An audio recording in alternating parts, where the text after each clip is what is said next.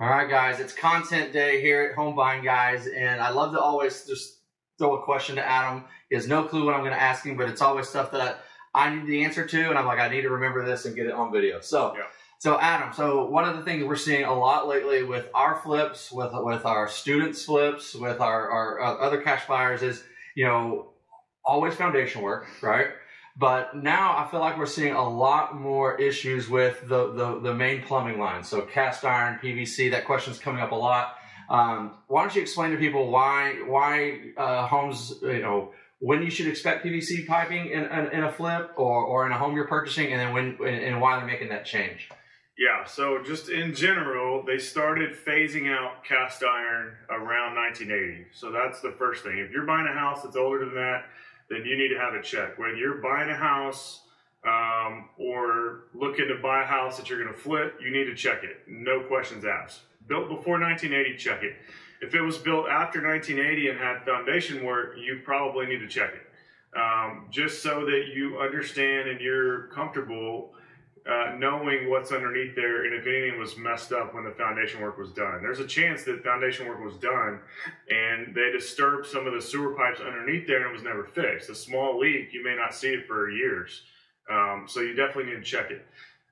If it's built 90s or newer and it's you haven't had foundation work and it's all PVC, you probably don't need to check it unless you notice a problem.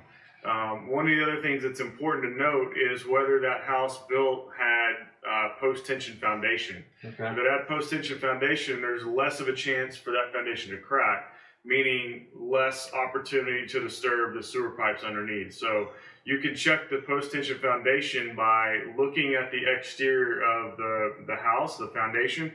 You'll see little patches, the little round patches about the size of $50. And you'll see those around the outside of the house. If you see those patches, you know that it's post-tension foundation. And that just means your foundation was done, better. Wow, great answer. And the thing that's crazy about this, and it's come up a lot, is because while foundation repair, it's scary, but we're used to that. It can be done pretty affordably. If you have any foundation problems, always reach out to Home Buying Guys. We can guide you. But the plumbing associated with that, if you have to replace the plumbing from cast iron to PVC, can be very costly.